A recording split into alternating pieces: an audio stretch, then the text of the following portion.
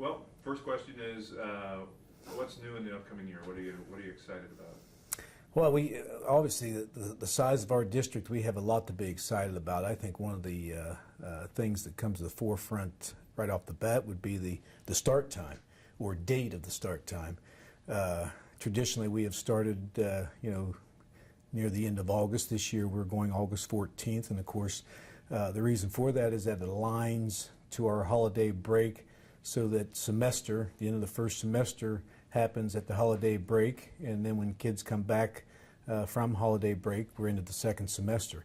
Traditionally, what we had done was gone 2 weeks back, and they took the rest of the semester and then took the semester exams after holiday break. So that's one of the first things that comes to mind. I think secondly, and very excited about the dual enrollment program with Columbus State. I think this is something that we've been working on for several years, and of course this dual enrollment allows our juniors and seniors to take college coursework for college credit and high school credit. And it's going to do several things for us. First and foremost, it's going to be more flexibility for students, more opportunities for students, and it will alleviate a little bit of our crowding concerns, because the classes are going to be taught at the Columbus State Delaware campus by Olentangy instructors. They'll be adjunct professors. So it's been a lot of planning taking place over the last year or so, and now we're going to get that off the ground this upcoming school year.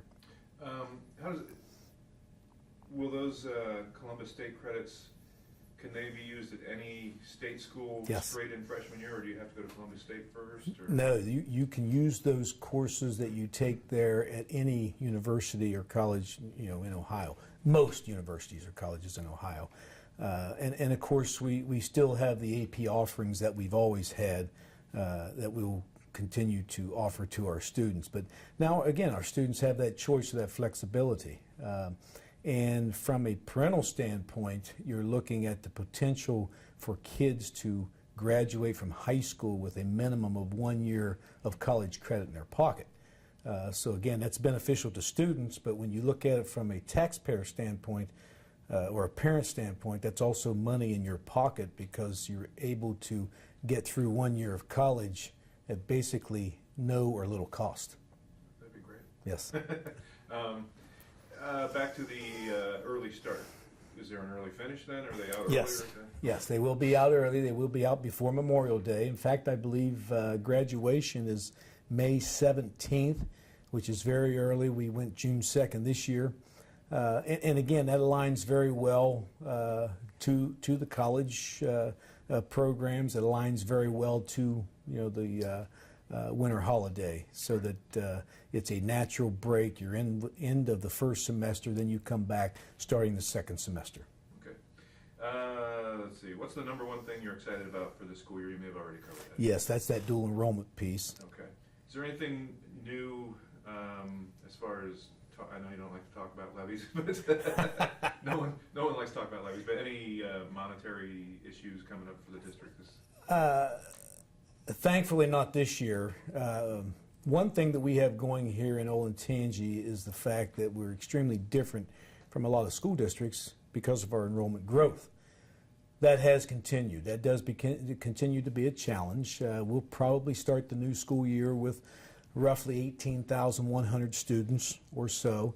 That's up approximately 800 from last year.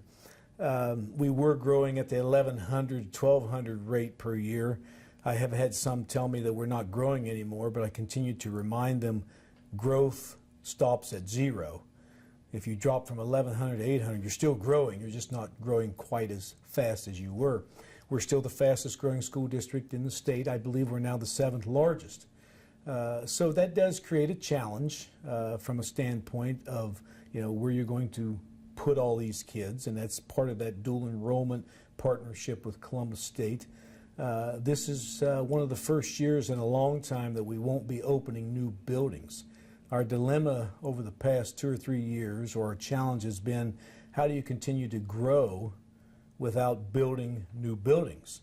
Because we know at some point down the road that growth's going to peak, and we now are starting to see glimpses of that and start the other way.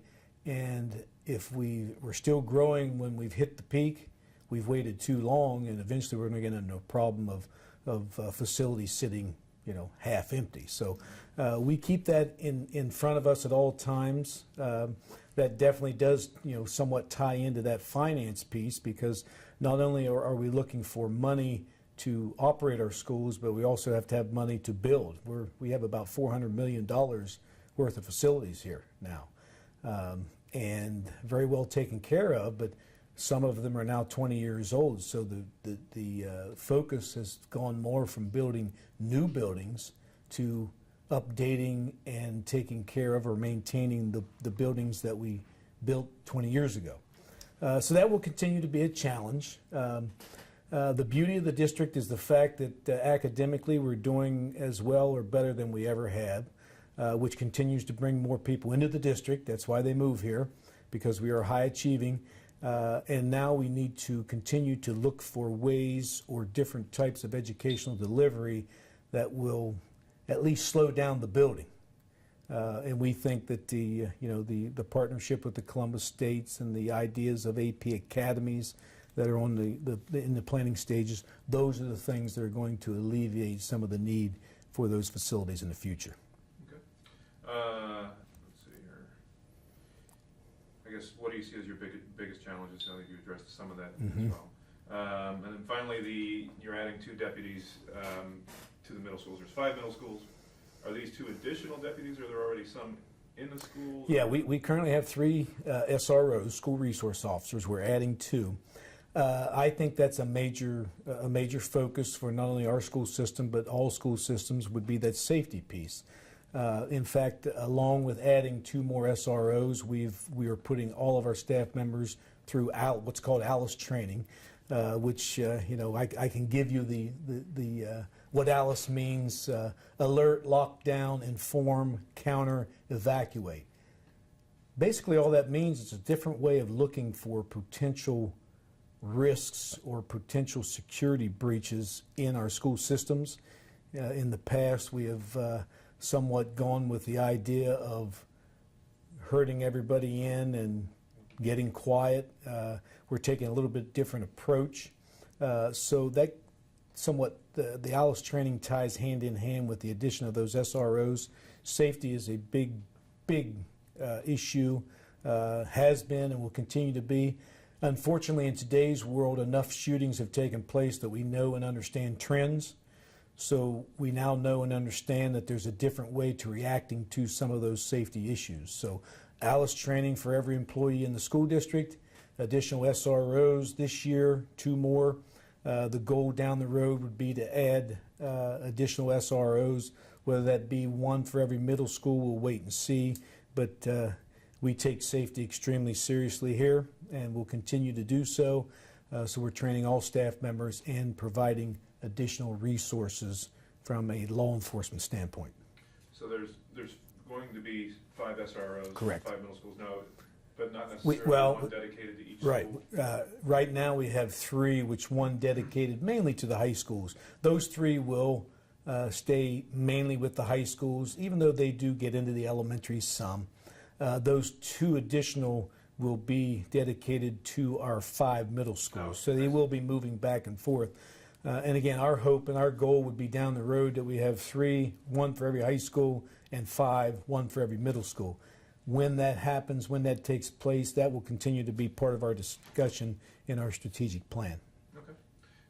That's all the questions I have. Do you have anything else you want to talk about? Let's see, we talked about start dismissal. We can talk a little bit about our OASIS program, but I don't know. What do you think? Yeah, that's probably too much footage for you guys. Are going to have to go through and edit. What you've got for me. Yes. All right. Looking forward to it, I can tell you that. I think it's going to be another great school year. I didn't talk hardly at all about the academic piece, which is what we do. But our performance index, it looks like it's going to be, once again, be the highest ever. We continue to go in the right direction from an academic achievement standpoint. The enrollment continues to go up, and the cost continues to stay level from an expenditure per pupil. So I think that's always the excitement of a new school year, is the fact that we have more kids coming in, which means more opportunity for everyone in the community, and we're very much looking forward to this upcoming school year.